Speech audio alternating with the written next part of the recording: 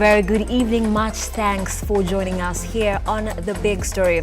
Now here we've got you covered on all stories that are big and making headlines, causing conversations. Our team of reporters has been working around the clock to make sure that you get the latest on what's happening around you and beyond. Here are the highlights. The news headlines in association with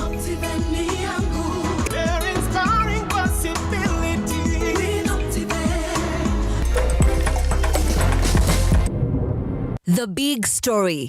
Factual and timely. On The Big Story tonight, politicians with integrity issues to wait longer for the outcome of a 3-judge bench constituted by Chief Justice Martha Koome.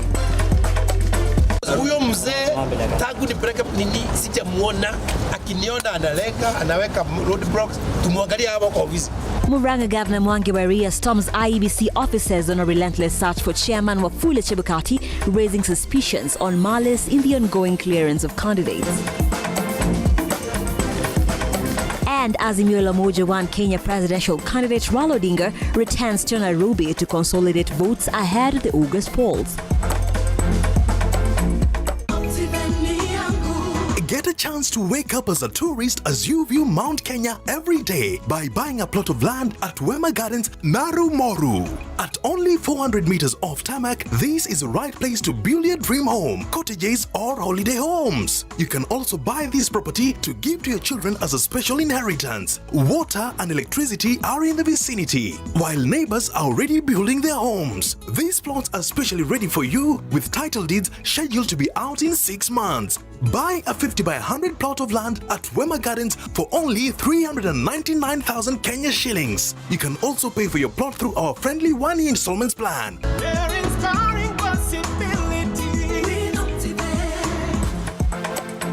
Welcome to the broadcast. The hashtag is The Big Story. Nancy Nelima here, and on the sign language interpretation is Angel Lois. Our broadcast begins now. The fate of aspirants battling integrity issues in this year's elections now rests with the 3-judge bench appointed by Chief Justice Martha Koome. The 3 judges, Justice David Machanja, Chacha Mwita and Mugure Thande, will listen to petitioners and defendants in a case before them before filing their final orders, which will in principle give directions on whether or not leaders and citizens facing integrity issues and Chapter 6 of the Constitution are eligible to vie or not for political seats. Henry Tende now reports. As controversy hangs over whether or not aspirants facing integrity issues should be cleared to vie for political seats, Chief Justice Martha Koome has now moved to establish a clear legal framework to guide the whole process. Koome has today appointed a 3-judge bench to offer guidelines on the thorny legal quagmire.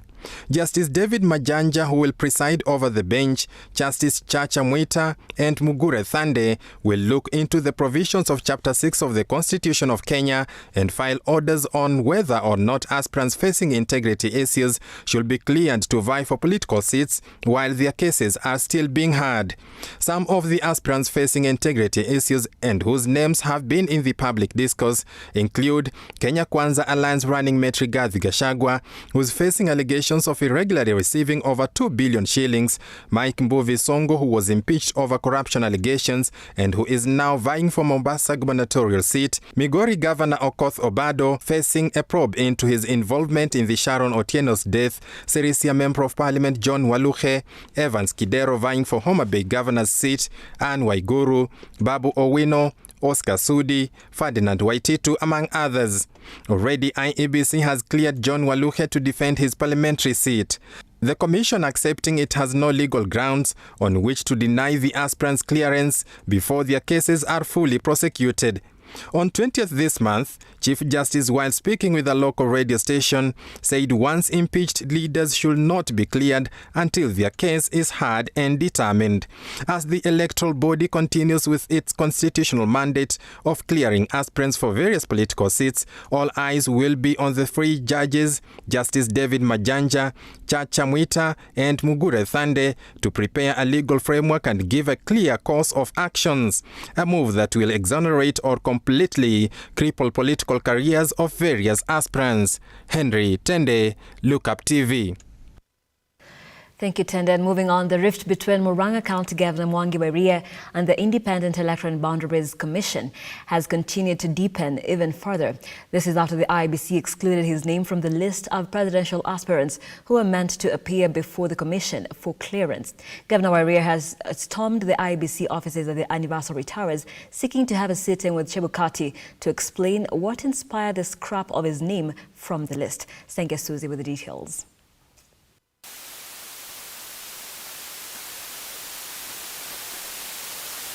Just a day after creating a commotion outside Bomas of Kenya for being dismissed by IEBC, Governor Mwangi wa Iria is back at it again, this time around at the IEBC offices.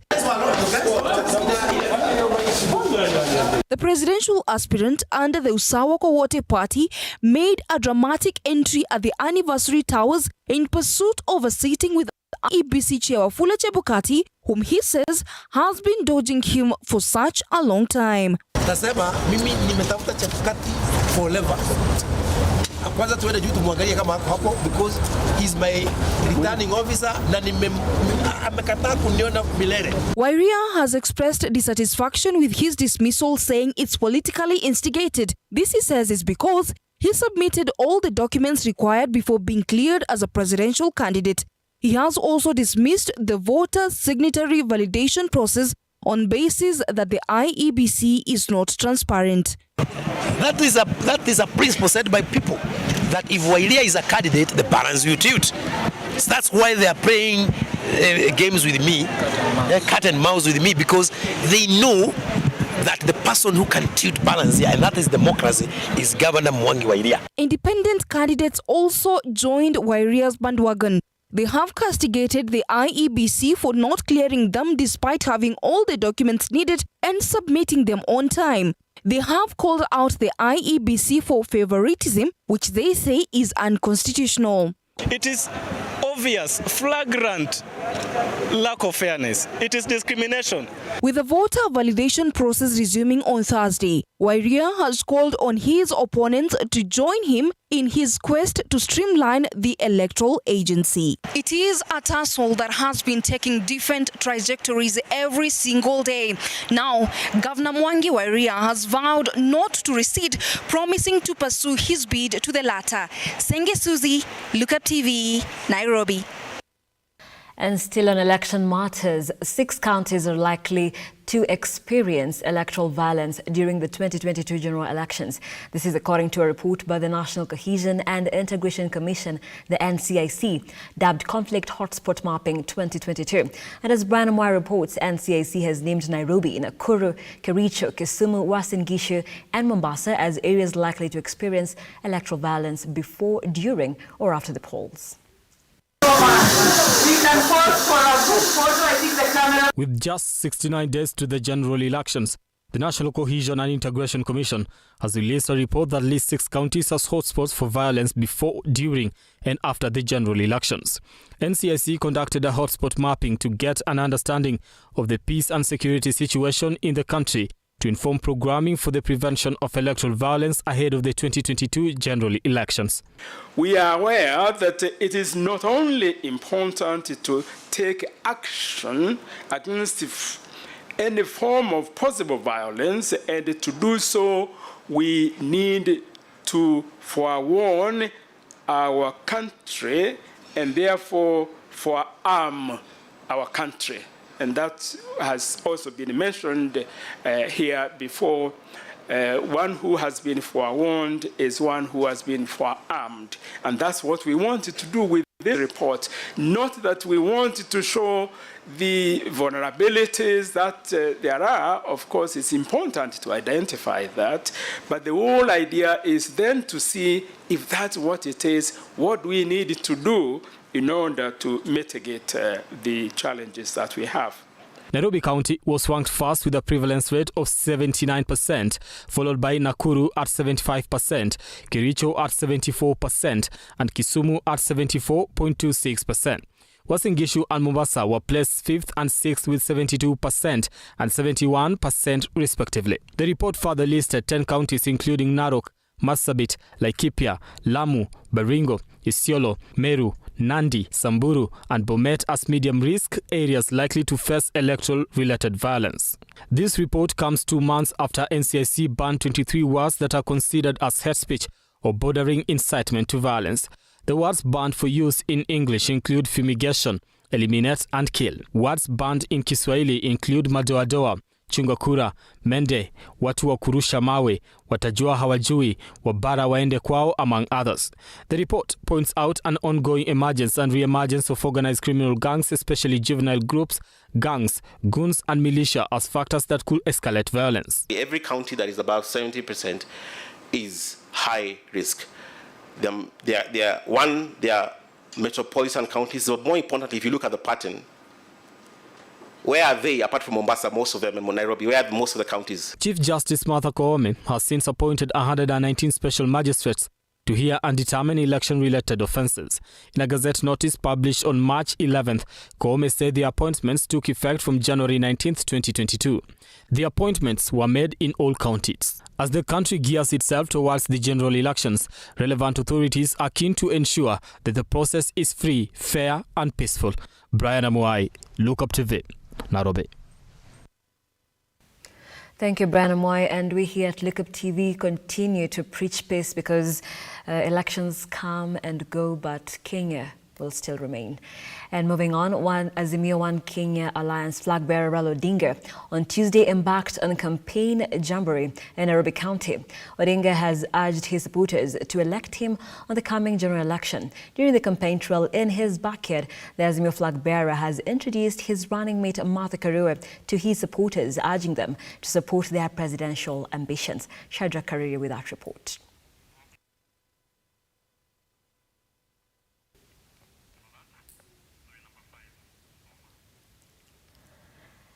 Right, and moving on, that story will be back in just a short while.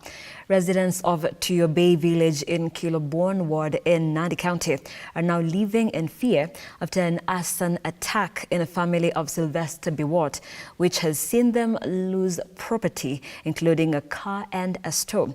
Brian Kiprono paints us a picture of what has bedeviled the region for some time now. Take a look.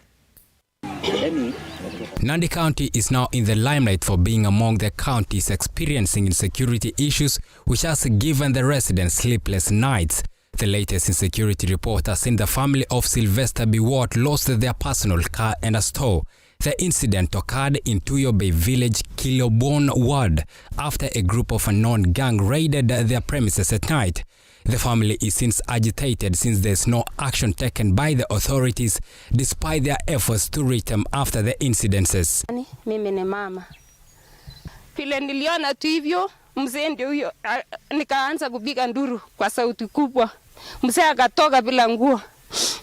Vile alisikia kijana akisema gari inachomeka, akaanza kutoka nje bila nguo, alafu akarudi tena kuvaa nguo. Saa hiyo nilikuwa nimeanza kupiga nduru. Hasi nikapiga nduru, majirani wakakuja. Kumbe majirani vile walisikia hata hiyo sauti juu sauti ilitoka mara 4 kama bunduki. Sasa wakatania kuna bunduki yenye kuna wakora yenye wamepamia nyumba. Sasa wakaanza kukaa. Vile nilipiga nduru, nikapiga nduru kwa sauti kabisa nikisema, "Woi, saidieni majirani, gari imechomeka." Kapata OASIS. OASIS sasa ndio akaanza kusema wacha tuanze hiyo mambo ya hiyo boma. Mimi mwenyewe bwana Masoi nikauliza bwana OASIS, watu wanaweza kaaji mwezi mmoja ama karibu mwezi 6 kama gari iko tu kwa jikoni huko imeungua. However, Nandi Central OCPD Doris Chemoso through a phone call promised a thorough investigation into the incident.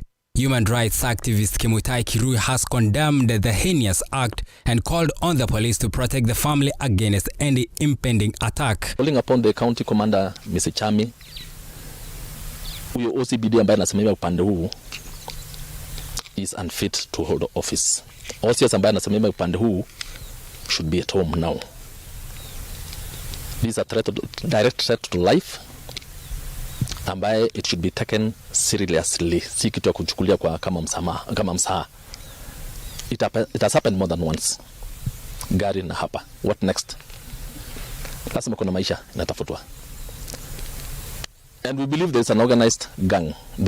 Tough and dirty. And James Kenyans says, hoping the hotspot mapping is purely statistics and will not actually happen. Kenya moved away from such, where one politics comes and goes. Yeah, thank you right there, James Kenyans. And keep your feedback coming in. I'll be sampling them at the tail end of the bulletin. What is your feeling towards the elections, which is just about 65 days away? And do you think that Kenya is a safe place? Do you have faith in the interim body, in the IEBC? Do let us know at Lookup TV on our Facebook page, on Twitter, as well as our YouTube page where we are at Lookup TV. We take a very short break. Don't go too far.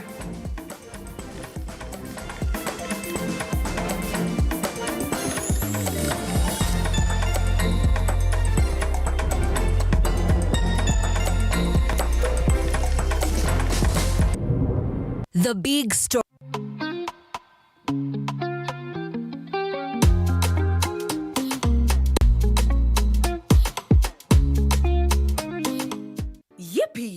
Kamata plotting at 349k.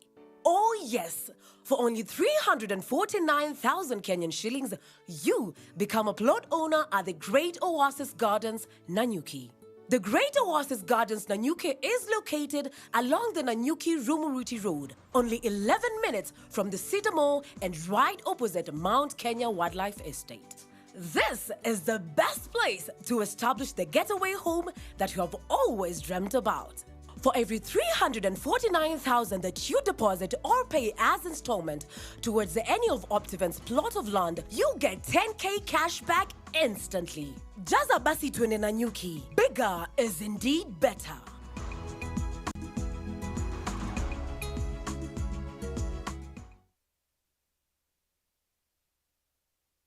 Want to grow your business? Broadcast your sermon, share birthday wishes, make funeral announcements, produce adverts and documentaries? Then book and advertise with us today by calling us on +254 700 893 542 700 893 542 or email us on sales@look-up.tv. Yeah. Are you looking to turn your passion to purpose? Vera Beauty and Fashion College now brings you online classes at the comfort of your home. We are a TVET-approved institution with over 20 years experience in training competency-based courses in fashion design and creative arts, cosmetology, hairdressing, beauty therapy, interior design in soft furnishings, event decoration and flower arrangement, hospitality and catering, and training of trainers. To enroll, call us today on 0704 577 577 or visit our website at www.verabeautycollege.com. Vera Beauty and Fashion College, a center of excellence. Help me identify a beautiful womb. I never came across one till I got to Vera.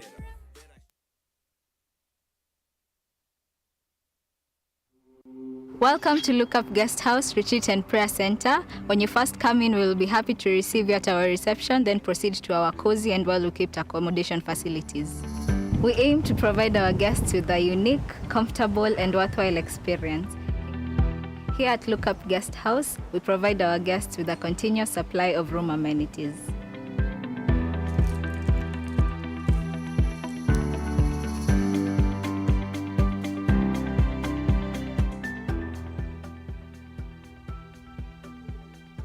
A cool environment for all your retreat activities. Lookup Guest House, Retreat and Prayer Center. For reservation, contact us on info@lookupguesthouse.org or call us on 0746 788 707.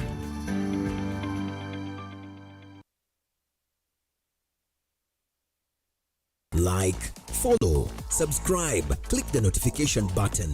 Join the Lookup TV movement now. Now.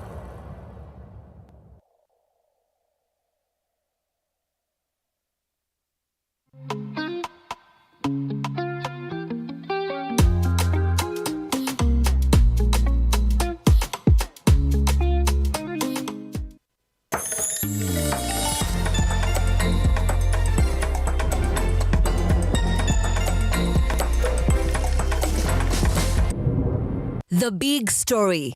Factual and timely. Welcome back. This is The Big Story. Nancy Nelima here and Angel Lois on the sign language interpretation. Keep talking to us. Do let us know where you're watching as from using the hashtag TheBigStory at LookUpTV on Twitter, LookUpTV on Facebook, and of course on my YouTube channel where we are at LookUpTV. And let's continue. As Azimio One Kenya lands flag bearer Raila Odinga on Tuesday embarked on a campaign jamboree in Nairobi County. Odinga has urged his supporters to elect him on the coming general election. During the campaign trail in his backyard, the Azimio flag bearer has introduced his running mate Martha to his supporters, urging them to support their presidential ambitions. Shadrach Kareria now reports.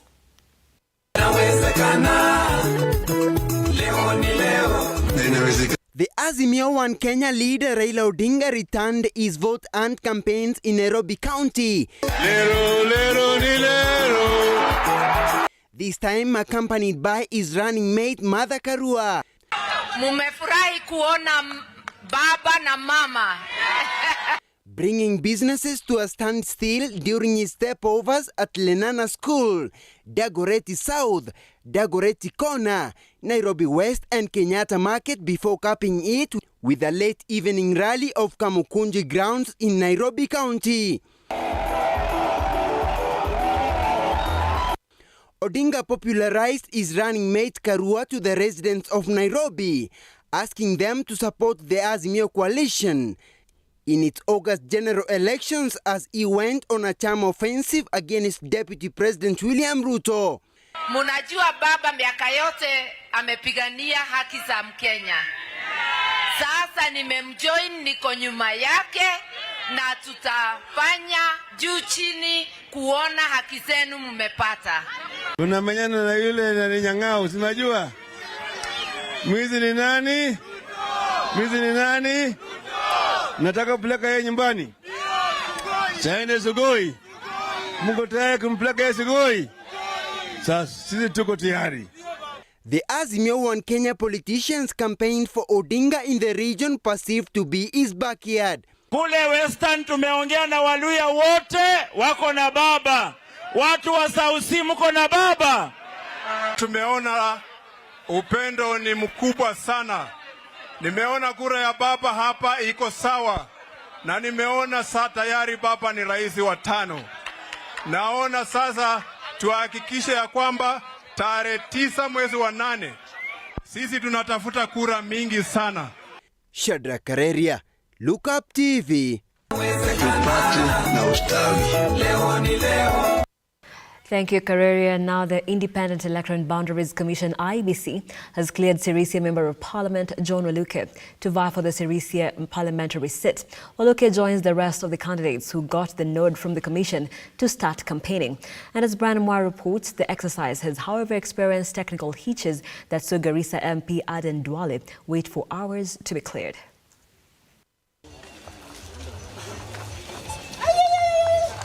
It is a sigh of relief for Sirisia Member of Parliament John Waluke after IEBC gave him a clean bill of health to contest in the coming polls. Speaking after getting his clearance, Waluke, who was convicted of a 297 million maize scandal, thanked the commission for clearing him.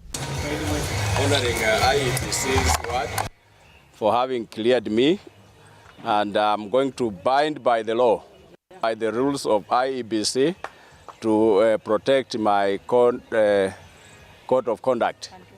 In other news, the Garissa Township Member of Parliament Aden Duale on Tuesday raised concerns over the slow system of internet, calling on the IEBC to work on improving the same before the general elections. Duale, who was forced to wait for close to 2 hours before being cleared, said that it was the responsibility of the electoral agency to work closely with the internet providers and ensure that things go smoothly during the entire exercise of the election. Service providers, and more so under the leadership of one called Joe Musheru, who is the Minister for ICT, do not mess up the credibility and the image of IEBC. Everywhere in the country, systems are down. There's a big concern in the country. So Safaricom, Telecom, Airtel, and all the other service providers, you have a job to do between now and the general election. Elsewhere, Kandui Member of Parliament Wafula Wamunyinyi also got a green light to contest in the coming polls. Wamunyinyi said he is ready to hit the ground running to garner as many votes as he can for his bid and that of Azimio flag bearer Raila Odinga. From today, sasa tunaenda kwa kazi. Nyinyi mnajua kama tunaanza kazi, mimi nafanya kazi kabisa. Na tuko tayari kuanzia leo tutaenda mashinani. Tutembee mashinani to rally our supporters, all the votes together, watupigie kura nyingi. I'm confident I'll get the highest vote this time in this constituency. In Nakuru Town East Member of Parliament Honorable David Gikaria will defend his parliamentary seat in the general elections after he was cleared by the Independent Electoral and Boundaries Commission on Tuesday. Gikaria told supporters that the journey to defend his seat has started and promised to address their plight. Thank God that this is the beginning of a journey that we have to accomplish for us to be able to serve the people of Nakuru Town East once again. That with this certificate, we are very sure now we will be on the ballot paper. Still in Nakuru, the electoral agency also cleared 3 other candidates: Isa Okello of the ODM party, Julius Karuki, an independent candidate, and Benson Kihanya, an independent candidate. We have been cleared by the IBC and we have the certificate with us. Actually, I've just been cleared by the IBC and I'm now very much free to contest. And we are so much optimistic that we are going to take over this seat because tumefanya ground yetu vizuri. Brian Amuai, Look Up TV. And Wednesday's Madaraka Day celebrations will be the last for President Uhuru Kenyatta, who is retiring from office in August. President Uhuru's political career, which spans decades, started in Moi's government and lasted through Kibaki's 2-term tenure until Uhuru won the presidency in 2013 general election. Tonight, Look Up TV takes a trip down memory lane of the president's long, eventful time in the public service. On Wednesday, June 1st, 2022, Kenya's fourth elected president Uhuru Kenyatta officiates over his last Madaraka celebrations in office at the Uhuru Gardens in Nairobi. As he approaches the sunset of his 10-year tenure, Uhuru's presidency has been marked by political twists and turns, including the infamous fallout with his once right-wing man, Deputy President William Ruto. He comes from a political family. Her father was the first president of this country, and he's the most, within the Kenyatta line itself, he was the most prominent in terms of the sons. In the 10 years that he has been president and commander-in-chief of all armed forces, the leadership score of Kenya's fourth president, who is also the son of the country's founding father, has been put under a glaring microscope by citizens, the opposition, and the international community alike. Uhuru Kenyatta entered the political ring in the 1990s under the wing of his longtime coach and mentor, former President Moi, when he was nominated to parliament as a KANU MP and later appointed to be Minister for Local Government. When President Arap Moi's 24-year term drew to an end, he propped up Uhuru Kenyatta as his preferred successor. Herman Manyora is a professor at the University of Nairobi and one of the country's notable political commentators. People from prominent families, political families, there will always be somebody from that family. Sometimes, if not a son or a daughter, sometimes a grandson or a granddaughter. So it was Uhuru. In the December 2002 elections, Kenyatta joined the race on the ruling KANU party ticket, but he lost to Mwai Kibaki of the National Rainbow Coalition, NARC. In the subsequent general election of 2007, Uhuru Kenyatta changed tune, and instead of running for the top seat, he supported Kibaki's second bid for the presidency. In that year's election campaigns that were marred by hate speech and fierce political competition between PNU's Mwai Kibaki and his main opponent Raila Odinga of the Orange Democratic Movement Party, Uhuru Kenyatta traversed the country to popularize his candidate Mwai Kibaki, and when the elections were contested by the opposition, he was in the middle of the melee that saw international players intervene to cool the country's political temperatures. But the time he begins to show really serious potential and announcing to the world is when, in the Grand Coalition government, he was appointed as one of the deputy prime ministers, Deputy Raila Odinga. Uhuru Kenyatta was eventually named in a list of 6 people who are accused of propagating violence by the International Criminal Court ICC, violence that led to the death of over 1,300 people. Once the storm had passed, Uhuru Kenyatta was appointed as the Minister for Local Governments under Kibaki's new government, and after the mediation process that birthed the Grand Coalition government, Uhuru Kenyatta was reappointed as one of Odinga's deputy prime ministers and Minister for Finance. In 2012, Uhuru officially left KANU and formed his own party, the National Alliance TNA. In 2013, Kenyatta paired up with his fellow ICC suspect William Ruto. Together, they won the presidency under a brand new 2010 constitution. With Wednesday's event being the last public function the president will celebrate at State House, Nairobi, his 2 terms as head of state have been tainted by many challenges, including widespread claims of government corruption, the deepening rift between him and his second-in-command, William Ruto, and failure to implement the historic 2/3 gender rule through parliament despite several attempts. He's still young, like Atwoli has told us. I see him controlling politics in this country for a long time to come. I see him continue to influence politics, not just in Mount Kenya, but in the entire country. Kenya's spiraling national debt has been reported to grow exponentially during President Uhuru Kenyatta's tenure, with major infrastructure projects such as the Standard Gauge Railway and the new Nairobi Expressway being some of the projects constructed with debt money from the People's Republic of China. And experts worry that Kenya is at risk of defaulting on those loans after Kenyatta's government vacates office. Waris Kimathi, Look Up TV. Thank you, Waris Kimathi. Right there, setting pace for tomorrow, Wednesday, 1st June, which is Madaraka Day. Look Up TV, our reporters Cecilia Lubanga and Henry Tende will be on the ground at the Uhuru Gardens, ready to bring you what's happening on the ground ahead of the 59th Madaraka Day celebrations that will be held there. And President Uhuru Kenyatta is set to lead those celebrations with the chief guest, the President of Sierra Leone. And of course, I'll be in studio with Anki Doris, and we'll be giving you details and analysis just what these last celebrations of the Madaraka Day really meant for President Uhuru Kenyatta. And moving on, 5 ex-members of the County Assembly of Makueni between the year of 2013 and 2017, together with a current MCA, have been arraigned in Makueni court on charges of receiving allowances, popularly known as per diem. In a forgery case, the 6 are accused of pocketing 175,000 each as per diem, which they were not entitled to.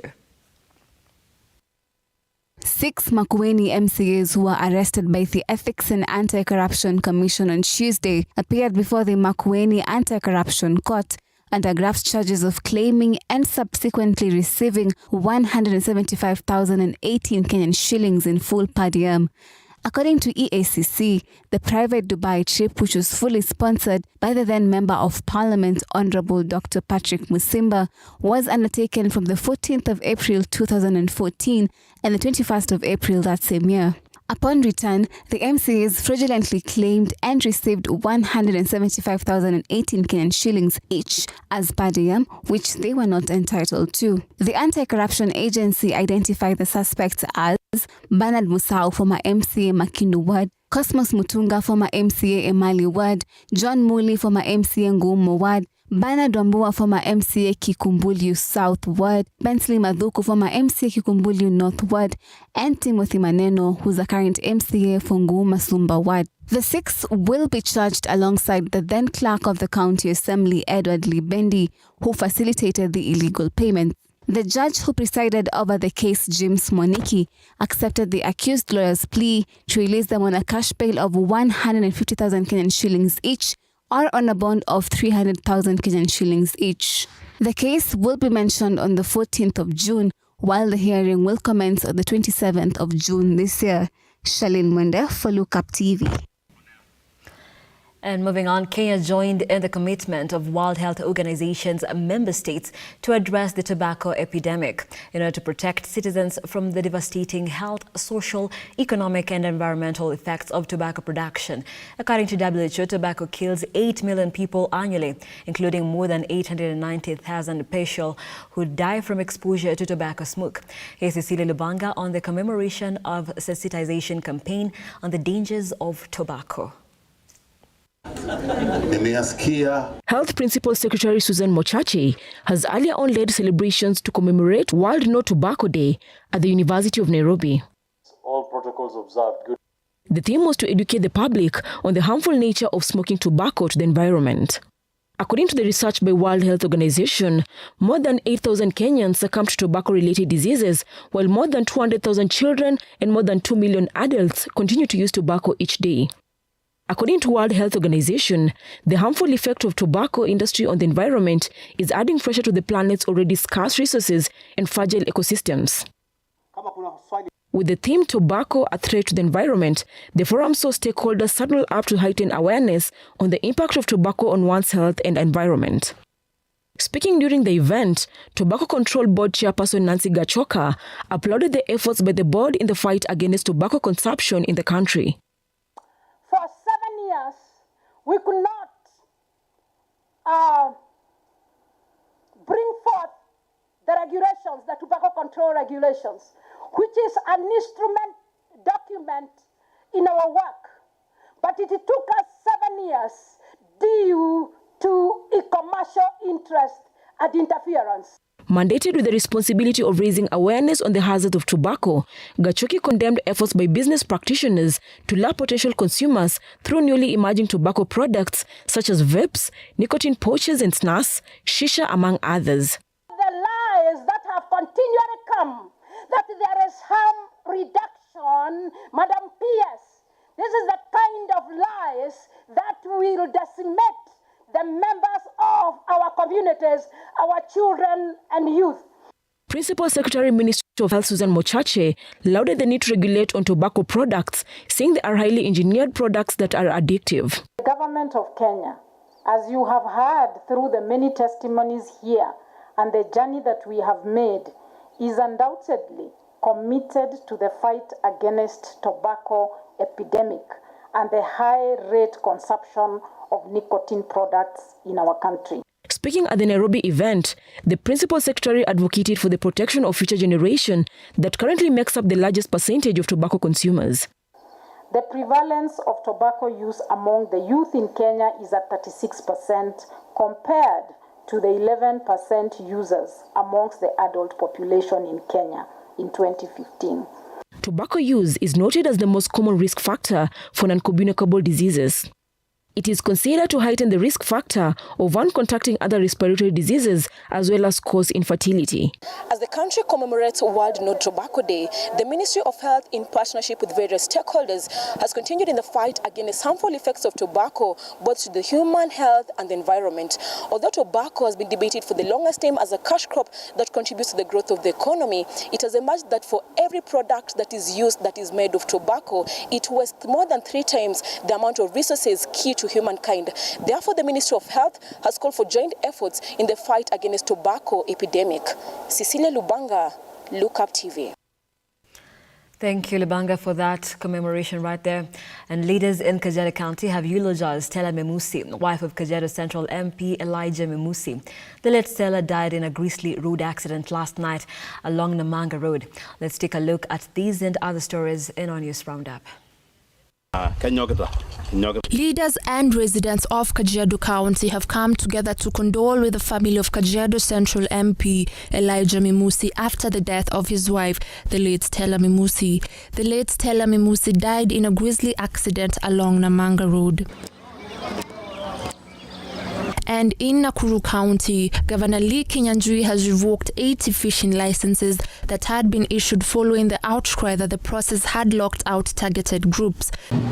Niliweza kupita hapa juzi tukitoka sehemu ya Maela na tukazungumza na baadhi ya jamii hapa kuhusu mambo ya licenses katika Oloiden hapa ambaye licenses zilipatianwa, na tukaona kwamba kulikuwa na makosa kidogo. Kwa hivyo kupitia ofisi yangu wiki ijayo tutarekebisha hizo shida za uvuvi ambazo ziko hapa. According to the governor, the process will be revisited in a week's time to ensure fishermen get their licenses to avoid cases of illegalities. Meanwhile, teenage girls in Kajiado County will benefit from a sensitization campaign that aims to curb human trafficking in the area. This comes after an increase in the cases of teenage pregnancies in the county that leads most girls to be trapped by human traffickers. We advocate against human trafficking, and as we all know, each and every country in the whole world is affected by human trafficking. And 71% of the victims are women and girls. And internally displaced people in the country have called on politicians to preach peace and forgiveness in their campaigns, especially as we approach the general polls. Led by their patron Peter Tanner, they urged the politicians to campaign with peace and unity for peaceful elections on August 9th. We want to ask the two, His Excellency the President and the Deputy President, to do all much they can to make sure that this country does not go the way of a runoff election. The people of Kenya have suffered COVID. The people of this country have suffered economical problems and other problems that has been facing this country, the drought, etc. Bellamy Boston, Look Up TV.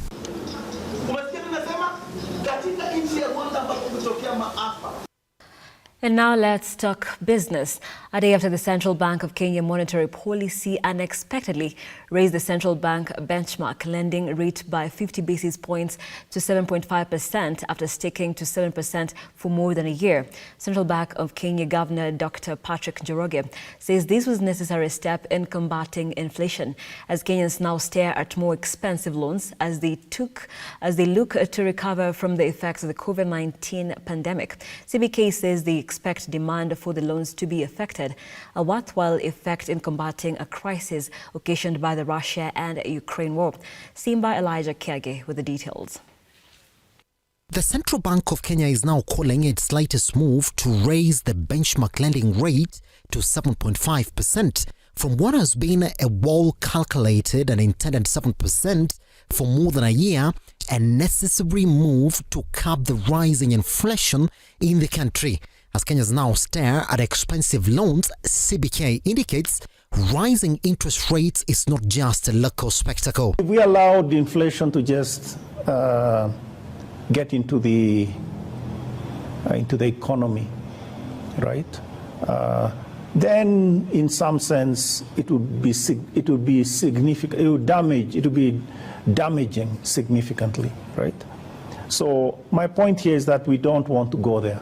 And that's why the MPC took that decision and will maintain a watchful eye on developments. According to the banking industry regulator, the Russia-Ukraine crisis is to blame for the global inflation, which pushed local inflation to the limits, with prices of basic imports like wheat and oil largely to blame. So what is the expected outcome? This will have an effect of constraining aggregate demand and also indicate the direction. In a sense, is a very strong signal as to where the central bank wants the economy to go. With the Kenyan shilling exchange rate against the dollar also spiraling out of control in the recent past, touching 117 shillings today, the governor has expressed confidence in their forex reserves capacity, saying they have a plan. So we are not worried about that. We do project these things way in advance. So we have a projection running 2 years from now. And actually can go even further if we wanted to. But in a sense, for robust planning, we have at least a 2-year horizon, and we are quite comfortable about the levels that that we will have on a monthly basis, on a weekly basis, and even on a daily basis. It has also disputed claims by the Kenya Association of Manufacturers that there is a dollar shortage in the country that are saying their importer businesses affected in the recent past. What is all this about? You know, it's interesting that some of the people that are writing to us don't even have positions They are not in the market. It is tough times ahead for Kenyans as they now look to fight the high cost of living and increased cost of credit for their businesses. Simba, Elijah Charles Kiage, Look Up TV.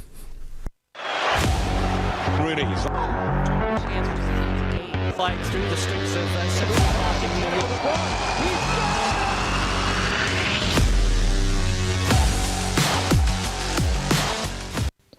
Right, time now for us to get sporty and starting off with Mashemeji Derby. As part of Wednesday's Madaraka Day celebrations, the Gor Mahia and AFC clubs will clash in an exhibition match to be graced by President Uhuru Kenyatta and Azimio la Umoja One Kenya Alliance presidential candidate Raila Odinga at Nyayo National Stadium. The winner of the Madaraka Cup will go home with 1 million shillings, while the runners-up will get 500,000 shillings. The two most successful clubs in the country are also expected to attend the state banquet at the State House later that evening.